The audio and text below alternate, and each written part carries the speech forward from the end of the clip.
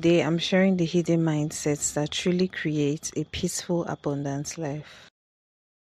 One of my biggest toxic mindsets I struggled with during my healing journey, which by the way I'm still on, is romanticizing suffering.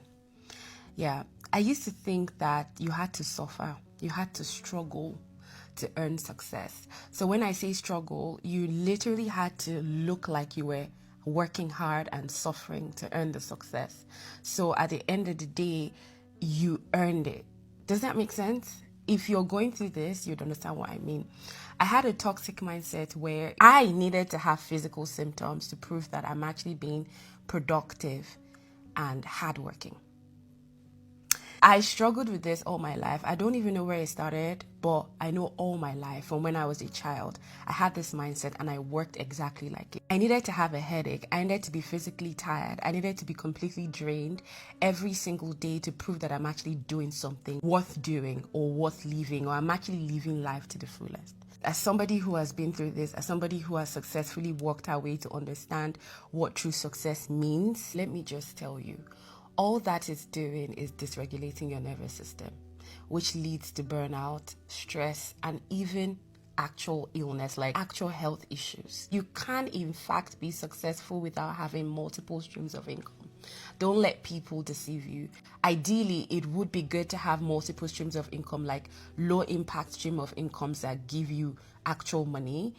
But it's not always the case. It's really not always the case. The goal here is to work smart and not work hard. And I used to hear this a lot. What I really thought it meant was just for those people who were not ready to put in the work, people who were lazy. I'll just put it like that. This also applies to everything else. So for instance, losing weight, you don't necessarily have to kill yourself in the gym and lift all them weight. You can have low impact exercises and still achieve the results that you want. So you can have low impact work that still give you that success. One thing that really stuck with me during this healing journey is you need to be fit mentally and physically to even enjoy the outcome. But if you're going at a rate where you're burning yourself out, you might not even make it to reap the fruit of your quote unquote labor. So you have to be careful when you chase success, and you need to be smart about it. A woman who earns has more feminine energy. They've lied to you. They told you that making money makes you a masculine woman, that being provided for is what keeps you soft, feminine, and desirable. But let's be real, what's more feminine than being completely at peace? A woman with money moves different. She's not stressed, desperate, or bending to survive. She's radiant because she's free. Free to rest, free to create, free to move at her own pace, in her own rhythm, without needing any permission. The truth is, lack makes a woman hard. Survival makes her masculine. And dependence, that's what makes her anxious. But wealth lets her exhale and let her be. So no, money doesn't take away from femininity. It amplifies it, because nothing is softer, more graceful, and more feminine than a woman who is fully in her power.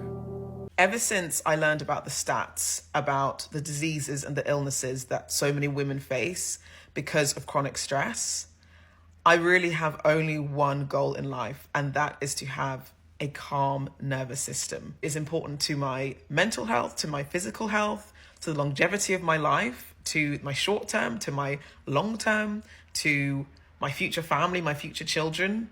Me having a calm and collected nervous system is literally essential. And that is why I'm taking self-care so much more seriously in my life. I really used to think self-care was just a kind of like frivolous, indulgent term that social media has just popularized. But I'm increasingly realizing that self-care is not optional for women. It is essential. It is literally essential for our health. And it's something that I very much prioritize in my life because it allows me to show up in the best way for myself and therefore in the best way for other people. And, there's this saying, you can't pour from an empty cup. If my cup is depleted, how can I expect to serve others and be the best friend and be the best daughter and sister and all this type of stuff to others if I can't even look after myself? So to my fellow women in particular, this is just a gentle reminder to look after yourself, to please do something for you this week, something that doesn't involve someone else, something that nourishes you. Do something just for you because you deserve it. That's all. Stop glorifying struggle, my sister. There's no reward for struggles. We live in a world that glorifies struggle. There's a common mindset that you must struggle, go through a lot of suffering before you can enjoy a life of ease. So most people prefer to do things the hard way, even when there's an easier and more efficient option that will even deliver better results. This mindset needs to change. Choose ease over struggles. Choosing ease over struggle doesn't mean you avoid challenges or that you are lazy. It means you stop romanticizing unnecessary suffering. It means that you release the idea that everything worthwhile has to drain you.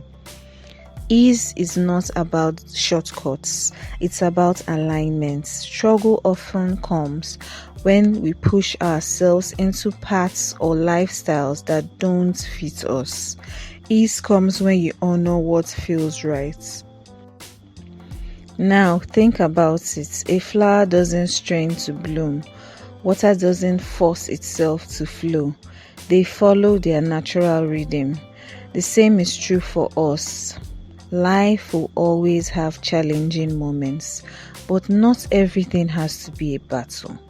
As women, many of us have been conditioned to believe that struggle is our identity, that we have to carry everything and smile through it. Society applauds women who sacrifice themselves to the point of exhaustion, but the truth is you don't have to prove strength by suffering. Choosing ease over struggle is not weakness, it's wisdom. Ease doesn't mean avoiding responsibility, it means refusing to glorify burnout. It means setting boundaries without guilt, asking for help without shame, and walking away from what doesn't serve you. A woman who chooses rest, peace, and alignment is not lazy. She's powerful. She's breaking a cycle that told us womanhood must equal struggle. Yes, life has challenges, but not every path has to be hard. A soft life isn't possible without money, let's be real. Financial freedom means you can make choices without being trapped by money or relying on someone else's pockets. Financial autonomy gives you options, and options equals freedom. Most women treat self-care like it's a prize you get only after burning out or finishing a big task. But self-care is about maintenance. It's about keeping yourself balanced, nourished, and well enough to thrive daily, not just patching yourself up when you are drained. This includes eating balanced meals, not just treating yourself after dieting or skipping meals, resting and sleeping on schedule, not only when you are exhausted, journaling or meditating regularly, not just when life feels overwhelming, moving your body consistently, saying no and setting boundaries before you reach resentment. The soft life isn't something you buy, it's something you build from inside out. When you choose peace, love, and abundance will follow.